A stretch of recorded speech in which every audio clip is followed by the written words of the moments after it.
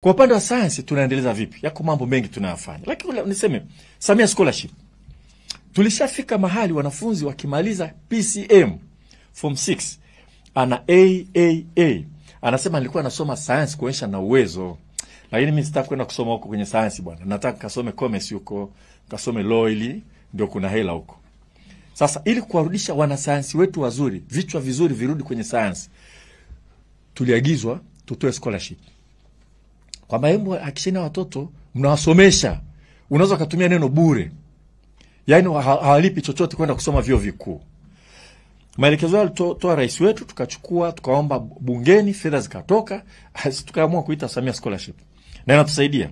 Kwa hiyo kila mahali nikitembea sasa hivi watoto wanaosoma form 1 wanasema mimi nataka kusoma sayansi ili nipate Samia Scholarship, nipunguze mzigo kwa wazazi wetu. Kwa wao wanapata wanachotaka na sisi tunapata wanasayansi walio mahiri zaidi. Sasa tumechukua Samia Scholarship Extended, tunapeleka watu wa kusoma mambo ya nuclear nje. 5 sasa hivi tunapeleka, lakini tutaendelea kufanya hivyo kila mwaka kupitia Tume ya Nguvu za Atomi Tanzania. Lakini kubwa kuliko yote ambayo ningependa nitangaze hapa. Hawa vijana waliofanya mtihani wa form 6 hawa tutakapo shortlist watu wa kwenda kupata Samia Scholarship. Wanakuaga takriban 650, karibu 700 hivi.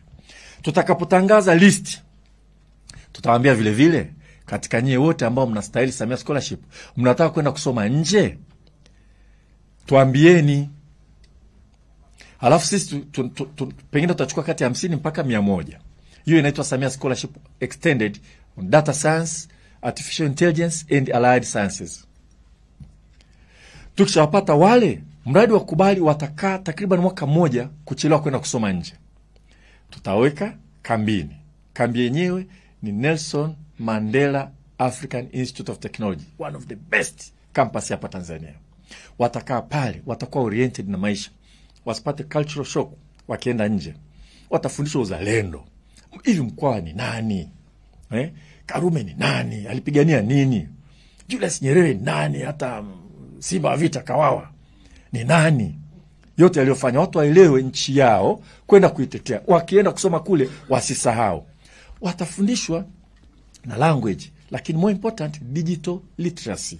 Kuhakikisha kwamba kama mmaliza form 6 ana AAA hajagusa kompyuta, atajifunza, atapata statistics, atajua. Halafu wale kwanza kabisa tutawaallocate kwenye scholarship ambazo zipo. Ndugu zangu, kuna scholarship Tanzania zipo, tunaletewa, hakuna Watanzania wanaoenda. Romania hapa kuna scholarship, hawaendi.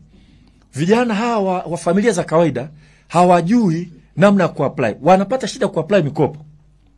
Wanapata shida kuapply masomo ya kusoma wengine. Ukimpigia anasema mimi nilikuwa JKT nikaomba mjomba wangu anifanyie application. Kwa ile nafasi ya kuomba tu chuo kikuu cha Dar es Salaam, kuomba mikopo inakuwa changamoto sembuse kukaa na kuomba chuo kikuu. Saudi Arabia kwa mfano, Romania, Glasgow, Canada, Marekani. Kwa hiyo matokeo yake wachache wanapata hizo fursa ni watoto waliosoma international schools kwa wazazi wenye uwezo. Lakini vichwa bora vimegawanyika kote. Wako watoto wa wazazi wenye uwezo, vichwa bora kabisa nchi yetu, inabidi tuvipeleke vikasome. Lakini wako wengi watoto wa kulima na wafugaji hapa Tanzania ambao wanafaulu vizuri sana form 6, lakini ile computer literacy ya kuingia online kuapply hawajakuwa nayo.